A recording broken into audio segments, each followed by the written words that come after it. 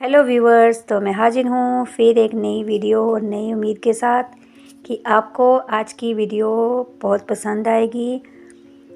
तो आज हम बनाने वाले हैं ये 1 पाउंड का केक। तो ये चॉकलेट फ्लेवर में होने वाला है, जैसे कि आप देख ही रहे हो। तो यहाँ पर जो हमारा ऑर्डर है वो हमें जो है दोपहर को ही मिला था और शाम को कस्टमर को ये केक चाहिए था। तो ये इसकी थीम क्या है, हम इसे एनिवर्सरी थीम पर बनाने वाले हैं। तो कस्टमर से मैंने पूछा था कि आपको कोई शेप चाहिए, सर्कल में चाहिए या आपको हार्ट में चाहिए। तो कस्टमर ने कहा कि हमें हार्ट शेप में चॉकलेट केक चाहिए। तो उसी के अकॉर्डिंग जो है मैंने यहाँ पर काम करना स्टार्ट किया था। तो हार्ट शेप में चाहिए था। तो मैंने यहाँ पर सोचा कि मुझे हाइट में नहीं बनाना है केक को। मैंने इसको सोचा कि मैंने इसको फ्लैट में ही बनाना है हार्ट शेप को, क्योंकि अगर हाइट में बनाते हो तो आपको डिलीवर करने में प्रॉब्लम होती है, अगर आपका पाइनएप्पल फ्लेवर या कोई और फ्लेवर है चॉकलेट छोड़कर। तो क्योंकि चॉकलेट केक है वो तो आसानी से जो है सेट हो जाते हैं जल्दी। अगर आप उसको आधा घंटा भी फ्रिज में रखोगे तो वो आसानी से सेट हो जाते हैं। तो यहाँ पर फ्लैट बनाने का मेरा मन था, तो उसी के अकॉर्डिंग मैंने यहाँ पर 5.5 इंच का केक टिन यूज़ किया है ताकि हमारी फ्लैट में इसकी शेप बने। तो अगर आपको कम हाइट रखनी है तो 5.5 इंच का केक टिन यूज़ करें। अगर आपको हाइट में बनाना है तो आप 5 इंच का केक टिन यहाँ पर यूज़ कर सकते हैं। अपने केक की हाइट को बढ़ाना या कम करना ये हमारे केक टिन पर ही निर्भर होता है। तो यहाँ पर मैंने क्रीम में थोड़ा सा गनाश ऐड किया था। तो यहाँ पर चोको चिप्स मुझे ऐड नहीं करने थे, क्योंकि आज तक मेरे पास किसी कस्टमर की डिमांड नहीं आई है कि उनको चोको चिप्स भी चाहिए। तो यहाँ पर जैसे जैसे लोगों को पता चलता जाएगा चीज़ों का, टेस्ट का, हमारे यहाँ पर जो है इतने केक्स बेकरी में बढ़िया से नहीं मिलते हैं। जो डिज़ाइंस मैं बनाती हूँ अभी तक मैंने किसी बेकरी में हमारे आसपास नहीं देखे हैं। उनके वही पुराने से डिज़ाइन जो बेकरी के होते हैं वही होते हैं। तो यहाँ पर मैं कुछ नया करने की कोशिश कर रही हूँ ताकि मेरे कस्टमर मेरी तरफ अट्रैक्ट हों। और यहाँ पर मैं अपने हर जो केक मैं बनाती हूँ उसका मैं स्टेटस अपने फेसबुक पर भी लगाती हूँ और यूट्यूब नहीं, व्हाट्सएप पर भी लगाती हूँ, ताकि कस्टमर्स को पता चलता रहे कि मैं किस लेवल का काम जो है कर रही हूँ। और ये आपको करना बहुत ज़रूरी है कि आपको स्टेटस ज़रूर डालना है, स्टोरी ज़रूर डालनी है इंस्टाग्राम पर, ताकि कस्टमर को आपके केक के डिज़ाइन टेस्ट तो वो तब करेगा जब आपकी वो स्टोरी में आपकी पिक्चर्स देखेगा केक की, तब जाके वो आपको ऑर्डर करेगा। क्योंकि पहला लुक जो है वो आपकी पिक्चर से कस्टमर को दिखेगा, तभी उसके बाद जो है वो आपको ऑर्डर देंगे कि इनके केक देखने में सुंदर है, खाने की बात तो बाद की है। फिर वो चीज़ आप पर ही निर्भर करती है कि आप उनको कैसा टेस्ट जो है देते हैं। तो ये चीज़ का आपको ख़ास ध्यान रखना है कि आपको पिक्चर्स ज़रूर लगानी है अपने केक्स की। तो कोशिश करें कि हर बार नया से नया कुछ करें, अलग से करें। तो यहाँ पर आपने देखा कि मैंने स्पॉन्ज को बिल्कुल भी सोक नहीं किया है, क्योंकि मेरी स्पॉन्ज जो थी बहुत ही ज़्यादा मॉइस्ट थी और मुझे केक ये जल्दी ही डिलीवर करना था 2-3 घंटे के बाद।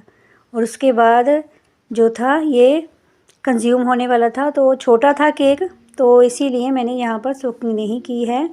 तो अगर आप चाहें तो आप कर सकते हैं। और मुझे जो है आप ही देख रही हो स्पॉन्ज बहुत टूट रही थी मेरी, एक लेयर तो बिल्कुल डैमेज हो गई थी। फिर मैंने उसको जो है सेंटर में प्लेस किया है, जैसा कि आपने देखा। और जो बड़ी टॉप वाली लेयर थी उसको मैंने उल्टा करके टॉप पर ही रखा है और बॉटम वाली को हमने बॉटम में ही प्लेस किया है।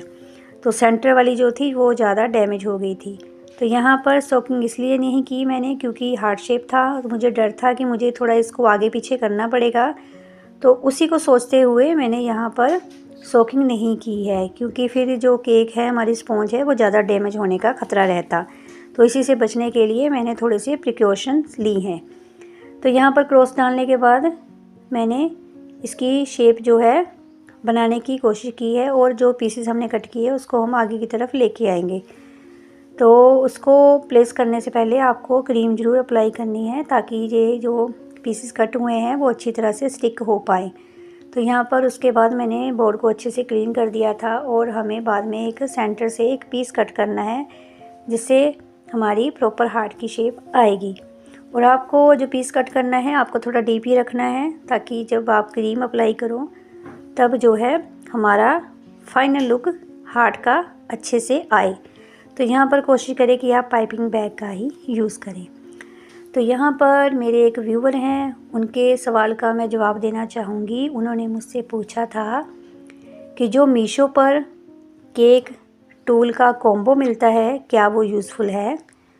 तो मैं उनका जवाब देना चाहूँगी कि हाँ, वो ज़रूर से यूज़फुल है, आप उसका यूज़ कर सकते हो। तो मैं आपको बताऊँ कि मैं भी उसी कॉम्बो का यूज़ अभी तक कर रही हूँ, जिसमें कि 1 टर्न टेबल होता है, एक 2 पैलेट नाइफ़ होते हैं और कॉम होते हैं, कुछ 2-3 पाइपिंग बैग होते हैं, नोज़ल्स होती हैं, तो 1-2 शायद ब्रश या स्पैचुला होता है छोटा सा। तो ये बहुत ही यूज़फुल है। अगर आप काम जो है सीख रहे हैं, स्टार्ट कर रहे हैं, तो आप इससे भी स्टार्ट कर सकते हैं। इसका प्राइस भी बहुत ही कम होता है, 350 तक का ये आसानी से ऑनलाइन मिल जाता है। तो आप इससे काम स्टार्ट कर सकते हो। पहले से ही आपको जो है ज़्यादा खर्चा नहीं करना है क्योंकि ये बेकिंग का काम है। हम होम बेकर हैं, हमें सबको खुद को पता है कि जितना हम कमाते हैं उससे दुगना हमारा खर्चा है, यानी कि आमदनी अठन्नी है और खर्चा रुपया है। तो पहले से ही आपको सब चीज़ें सोच के डिसाइड करनी है। आपको कहीं पर भी एक्स्ट्रा पैसा यूज़ नहीं करना है। आपको ज़्यादा से ज़्यादा क्या करना है, बॉक्सेस ख़रीदने हैं, वो आप एक्स्ट्रा भी ख़रीद सकते हो, रख सकते हो क्योंकि यूज़ में आ जाएंगे। केक बोर्ड ख़रीदने हैं आपको, टॉपर ख़रीदने हैं जो आप अपने केक के साथ फ्री में देने वाले हो, जिसमें कि कैंडल होती है, नाइफ़ होती है, जहाँ हैप्पी बर्थडे एनिवर्सरी का टॉपर होता है। वो भी आप कोशिश करें कि एक पैकेट आता है बड़ा हैप्पी बर्थडे के, उसमें टैग होते हैं, वो आप इकट्ठा ही ख़रीद लो। मे भी शायद वो 80-90 रुपये का आ जाता है आराम से। तो यहाँ पर आपको महंगे महंगे टूल्स, नोज़ल्स या बहुत सारे कलर्स ये ख़रीदने की बिल्कुल भी ज़रूरत नहीं है। वो इतने आपके यूज़ में नहीं आएंगे। कलर्स आप 6 ख़रीद लो बहुत है, ठीक है। तो आप अगर सस्ती सी बिना ब्रांड की, बिना नेम की नोज़ल भी ख़रीद लोगे तो उससे भी आपका काम चल जाएगा, ठीक है। आपको कोई ज़रूरत नहीं है कि आपको नाम वाली नोज़ल ही चाहिए जिस पर M1 M2D लिखा हो, तो वो उससे कुछ नहीं होगा। आपका काम जो है आपके हाथों ने करना है, आप सिंपल नोज़ल से भी वही काम कर सकते हो। तो यहाँ पर मैं आपको बता रही हूँ कि एक्स्ट्रा जो है आपको खर्चे कहीं पर भी नहीं करने हैं। तो यहाँ पर जो मेरा टर्न टेबल है वो भी प्लास्टिक का है, जो मैंने कॉम्बो में से ही ख़रीदा था, तो उसी का मैं यूज़ आज तक कर रही हूँ। इस पर मैंने आज तक जो है 4 किलो तक का केक इसी टर्न टेबल पर बनाया है। तो ये बहुत ही बढ़िया है, बहुत आसानी से इस पर हाथ बैठ जाता है। अगर आपका काम चल जाता है तो आप बाद में जो चाहे आप जो है महंगा सस्ता जो भी जितना भी चाहे आप ख़रीद सकते हैं। तो पहले अपना काम सेट करने पर ध्यान दें, उसके बाद बाकी सभी चीज़ों पर, ठीक है। तो यहाँ पर बातों ही बातों में हमारा जो है फाइनलाइजिंग की तरफ हम बढ़ चुके हैं। तो यहाँ पर टॉप को मैंने अच्छी तरह से स्मूथ किया था और जहाँ पर भी गैप थे फिर मैंने उसको क्रीम से अच्छी तरह फिल किया है। तो जहाँ पर हमें कॉम का ही यूज़ करना था साइड वॉल्स पर, तो इसीलिए मैंने यहाँ पर ज़्यादा फिनिशिंग का ध्यान नहीं दिया है। और जो आप इसके हार्ट की हमारी जो कॉर्नर देख रहे हो, नोक देख रहे हो, उसको आपको बिल्कुल अच्छे से मेंटेन रखना है। आप पाइपिंग बैग का ही यूज़ करेंगे, नहीं तो आप एक एक्स्ट्रा लाइन जो है नोक पर बिल्कुल ऊपर की तरफ खींच सकते हो, जैसे कि मैंने किया है।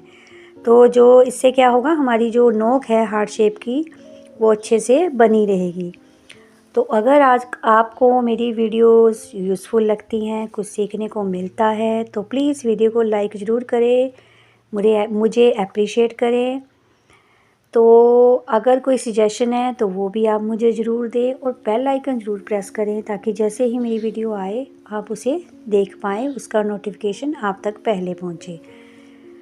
तो अगर आपने मेरे चैनल को सब्सक्राइब नहीं किया है, सिर्फ मेरी वीडियोस देख रहे हैं, तो प्लीज़ सब्सक्राइब भी ज़रूर करें ताकि मेरा हौसला बढ़े और मैं ऐसी ही अच्छी अच्छी नई वीडियोस आपके लिए लाती रहूं।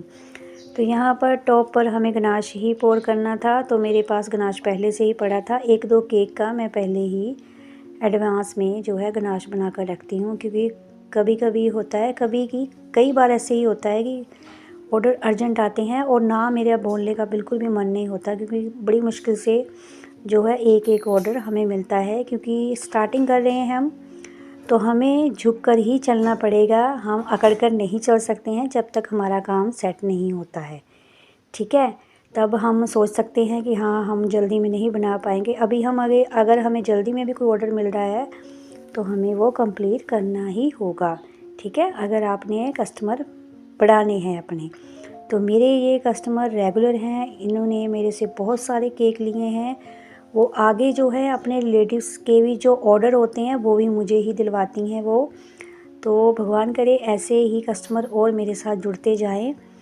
तो यहाँ पर आप देख रहे हो टॉप को मैंने अच्छी तरह से स्मूथ किया है, और यहाँ पर मुझे ज़रूरी नहीं था कि मुझे अच्छी तरह से इसको नीट करना है, नहीं तो मैं थोड़ा पैलेट नाइफ़ को गर्म पानी में डिप करके उससे जो है टॉप को स्मूथ कर सकती थी, क्योंकि मुझे बाद में यहाँ पर गोल्डन डस्ट डालनी थी। तो मैंने इसको जल्दी से फिनिश करने का सोचा कि मैं जल्दी से इस काम को कंप्लीट करके कस्टमर को रेडी करके रख दूं कस्टमर के लिए, ताकि कस्टमर जब भी आए तो वो ले जाएं। तो यहाँ पर उसी नोज़ल का यूज़ करके हमने बॉर्डर भी बनाया है।